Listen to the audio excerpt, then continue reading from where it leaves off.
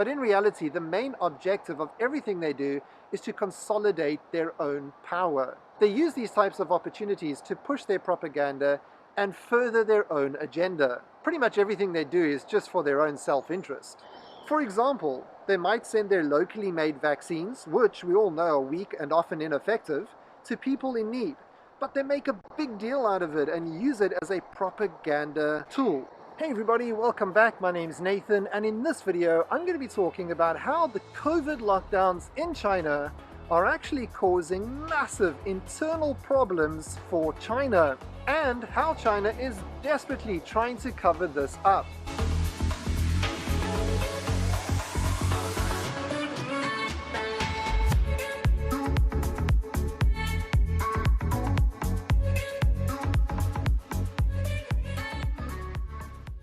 In China, face is everything. Reputation in China is very, very important. This is often why China tries to portray itself as a strong country to the rest of the world, both economically and politically. At the end of the day, China does care how the rest of the world perceives them. It all boils down to power and control. If they have a bad reputation, it'll be more difficult for them to hold on to their power. However, one thing that I learned while living in China is that on the surface, things seem to be reasonably okay depending where you are in China. However, if you spend some time in a particular area, you will quickly find out that things are not nearly as good as they often appear to be. For example, if you drive through a certain part of a certain city, you might get a good impression based on what you can see during that brief period of time.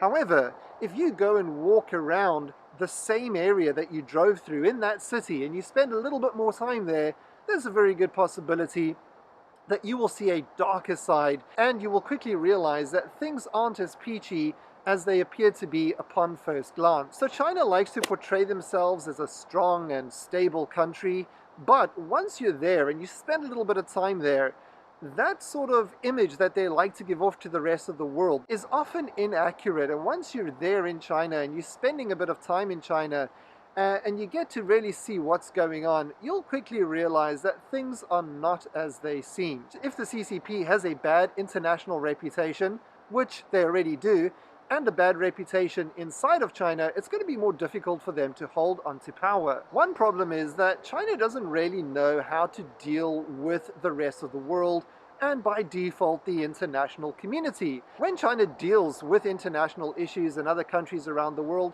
they often try to use the same methods that they actually use on their own population in China.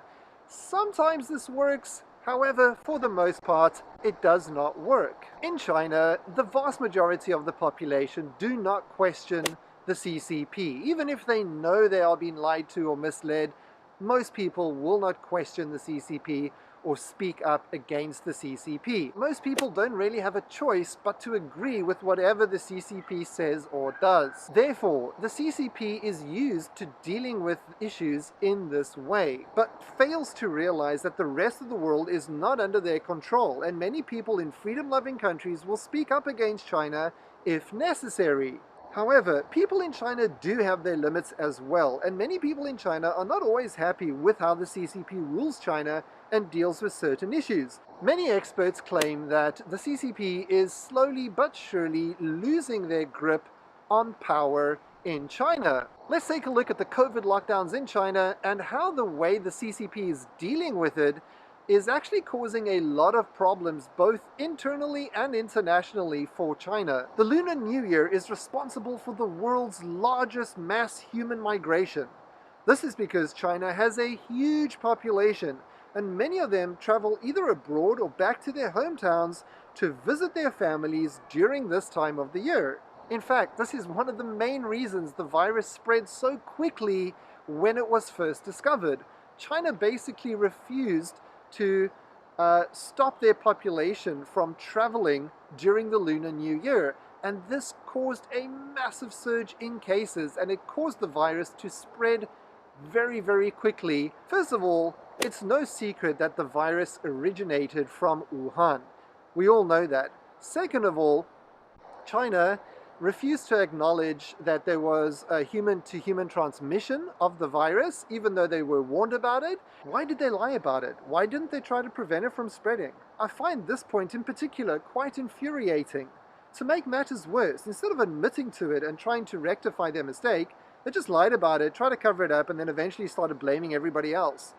This year, the Health Commission in China has implemented some controversial new policies to try and curb the spread of the virus in China. The CCP's epidemic prevention policy, which has been adopted by the local governments in China, is not only remarkably strict, but also ineffective in many ways. Not only is there very little scientific proof that these measures are effective, but many of these drastic measures also ignore the needs of the people who travel back to their hometowns to spend time with their families and loved ones during this time of the year. This has led many people to feel dissatisfied with the CCP.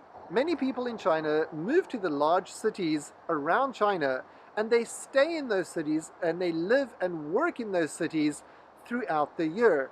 The only time that they can really go back to their hometown is during the Lunar New Year. Why does the CCP ignore this aspect? Are their strict COVID prevention policies really necessary? Do they even work? Surely there must be a better way, a way that is more humane, more moral, or a way that takes the needs of the Chinese people into consideration. The CCP also requires the public to use a health code app when entering or leaving most public places in China. It has actually been proven to have very little impact in actually reducing the spread of the virus in China. So why do they still use it? This app does have the ability to track the immune status of people and to gather large amounts of personal information of Chinese citizens. This is obviously a massive privacy concern and would not actually be allowed in most other countries. It is not only limited to mainland China, but it is also happening in Hong Kong and Macau. It's a little bit hard to explain the mentality of the CCP. To put it bluntly, everything they do must benefit them in some shape or form. But the way they portray their actions is that they are doing something good or helpful for the people of China. They make out as if they are helping others, but in reality, the main objective of everything they do is to consolidate their own power. They use these types of opportunities to push their propaganda and further their own agenda. Pretty much everything they do is just for their own self-interest. For example, they might send their locally made vaccines, which we all know are weak and often ineffective, to people in need. But they make a big deal out of it and use it as a propaganda tool. They advertise their generosity and make sure that the local officials make a big deal out of it and thank the CCP publicly for their kindness, etc., etc., etc. Their sole motivation for this action is not to help other people, but to consolidate their own power and further their own agenda under the guise of helping others. Coincidentally, this has gradually led to more and more protests and civil unrest in China, and the government is desperately trying to cover these protests up. The reason that they try to cover it up is that if they allow the news to spread that there are protests in China and they're unable to stop all of them immediately, other people in China might get the idea to protest as well. So they come down really hard on these protesters. Of course, the CCP tries to downplay the severity of these incidents, but in reality, I think most people can put two and two together and figure out what's actually going on in China. The way that China deals with many things internally and internationally is causing more and more civil unrest and more protests in China, and when China tries to cover everything up, it just makes matters even worse. Therefore, they should be blaming themselves for their own problems that they are currently dealing with internally. At the end of the day, it's actually the CCP has actually given themselves a bad international reputation and a bad reputation amongst their own citizens in China. My advice for you is that whatever information you hear that is coming directly out of China, take it with a pinch of salt. So whatever you hear about China that is coming from China should be scrutinized extra carefully. Numbers, statistics, information, scientific claims, etc.